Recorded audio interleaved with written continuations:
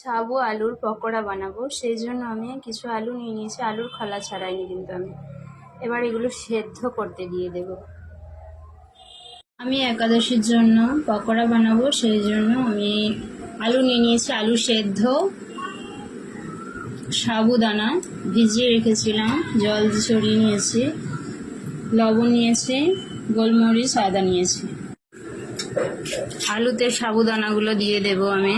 দেখুন একটু জল নেই আমার, ঝরঝরে আছে। শুকনো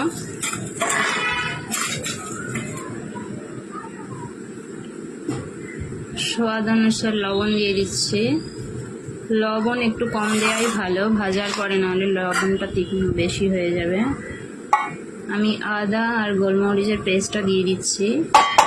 এবার ভালোভাবে মেখে নেব আমি, আর কিছুই দেব না এতে। ভালোভাবে মেখে নিচ্ছি।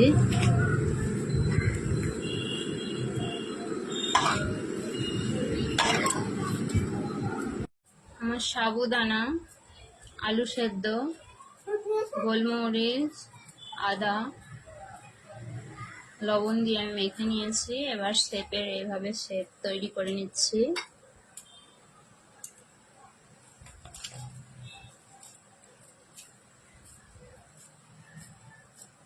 এভাবে আমি শেপ দিয়ে নিচ্ছি,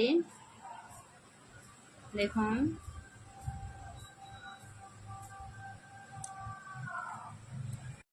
আলু আর সাবুদানা দিয়ে যেটা মেখেছি, এটা আমি শেপ দিয়ে নিচ্ছি। আমার এটা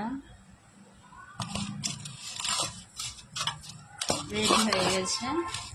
আমার সবগুলো রেডি হয়ে গেছে। আমি এবার ভাজতে চলে যাব।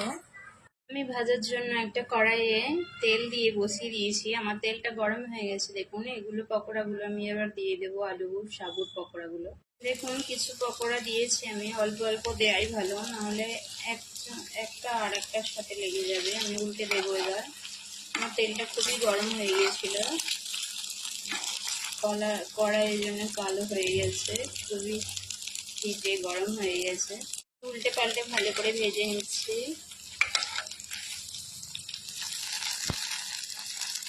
কত কষ্ট করে ভিডিও বানায় আমি। এক হাতে খুন্তি ধরেছি আর এক হাতে ক্যামেরা করছি। কত কষ্ট করে ভিডিও বানায়। আপনারা কি করেন, হাফ ভিডিওটা দেখে কাট করে ভিডিওটা দেখে চলে যান। দয়া করে একটু ভিডিওটা দেখবেন, পুরো ভিডিওটা স্কিপ করবেন না, আমি তাহলে উপকৃত হব। আমি এগুলো এভাবেই ভেজে নিচ্ছি।